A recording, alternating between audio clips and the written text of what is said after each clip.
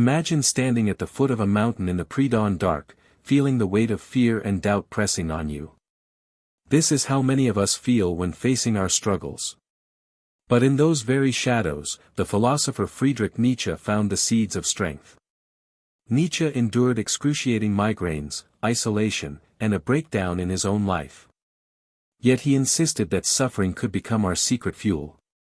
He called hardship the ultimate emancipator of spirit, believing that hardship makes us deeper. In other words, the darkness can sharpen our eyes for the light ahead. This video will explore how Nietzsche's ideas, the will to power, becoming who you are, eternal recurrence, and resilience in suffering, can help us climb our own mountains. Nietzsche's famous idea of the will to power isn't about dominating others, it's about mastering yourself. Think of it as the fire inside you that drives growth and change. In Nietzsche's words, it's the creative force behind an individual's life choices, the power to overcome adversity and turn suffering into strength. In daily life, this means deciding what matters to you and taking action, rather than feeling helpless. If depression or anxiety feels like a giant boulder, the will to power is the quiet determination to push it a little further each day. Psychologists today talk about post-traumatic growth, the idea that people can emerge stronger from hardship. Nietzsche beat to this drum long ago, by creating our own meaning and goals, we channel our will to power. It's about setting a high purpose and perishing in its pursuit, as one paraphrase suggests. You become your own hero. Nietzsche urged us to become who you are. At first this sounds odd, aren't we already ourselves? But the philosopher meant it as a journey. It's like a caterpillar inside a cocoon, it is already a butterfly at heart, but it must change form to realize that truth. Nietzsche described the self as something that will have to take action and undergo change. In other words, you grow into your best self over time. Modern examples are all around us, think of artists like David Bowie or Lady Gaga, constantly reinventing themselves. They died a little to their old identities so new ones could emerge. We do the same when we learn from mistakes or challenge our limits. Each setback can remove a layer, and each victory adds a new one. In this process of transformation, we become better and stronger by suffering and overcoming. Every experience, good or bad, sculpts who we will become. So take heart, your struggle today is part of the metamorphosis. When life hits you hard, Nietzsche would tell you, that which does not kill us makes us stronger. This famous line reminds us that surviving pain can forge us into something new. Nietzsche himself knew suffering well. He believed pain was the ultimate emancipator of spirit, forcing us into our deepest selves. Picture a blacksmith hammering red-hot metal, each strike doesn't break the steel but tempers it, making it tougher. Nietzsche said we emerge from our trials, as though born again, with a finer taste for joyfulness. In plain terms, overcoming grief or hardship gives us a brighter appreciation for the good moments.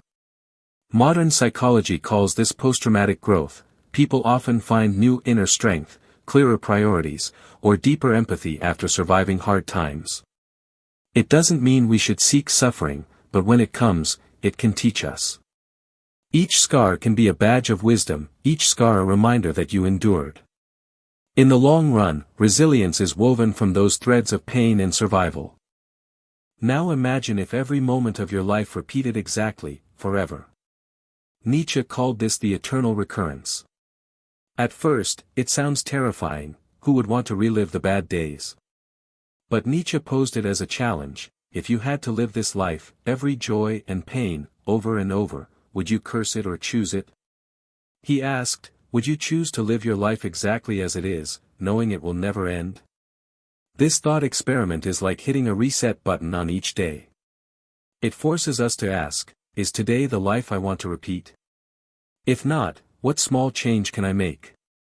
In terms of mental wellness, Eternal Recurrence teaches mindfulness. It reminds us to savor the good, learn from the bad, and make each choice meaningful. In pop culture, the movie Groundhog Day plays with a similar idea, showing a man growing into a better person by reliving the same day. Likewise, this philosophy encourages gratitude and purpose.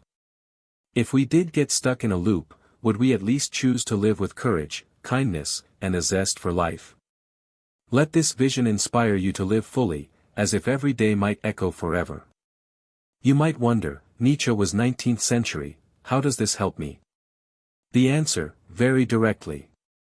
We all live under the weight of expectations, social media, family, society's rules. Nietzsche shattered the old certainties by declaring, God is dead, not to throw people into despair, but to free them to create their own path. He believed you must become the creator of your own values. In other words, you decide what matters. No one else's approval should define your purpose. As existential therapy, inspired by Nietzsche, says, becoming who you are, is about taking full responsibility for your life and meaning. Today that could mean saying no to pressures that don't serve you, or carving out time for passions others think are silly. It could be as simple as picking up a journal and asking, what do I stand for? What gives my life purpose? Gradually, you write your own rulebook. Even the small choices add up, choosing a career you love over one that just pays well, or standing up for a friend in need. Each act is a brushstroke in the portrait of who you're becoming. Nietzsche's modern legacy is reminding us that we have the power to author our story, to be the heroes of our own epic. Nietzsche's philosophy might seem heavy, but at its heart it's hopeful. It tells us that we have choice, the choice to rise, to grow, to own our story. As Nietzsche wrote, paraphrased, he who has a why to live for can bear almost any how. When your purpose is clear, be it love, art, knowledge, helping others, even the toughest days have meaning. So, stand up.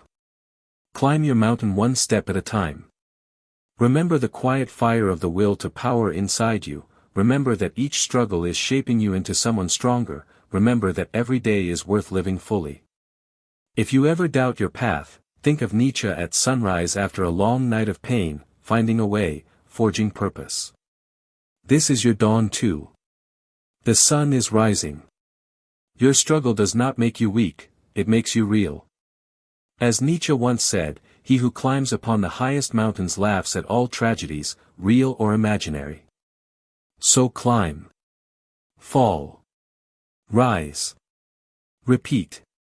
Because you're not broken, you're becoming.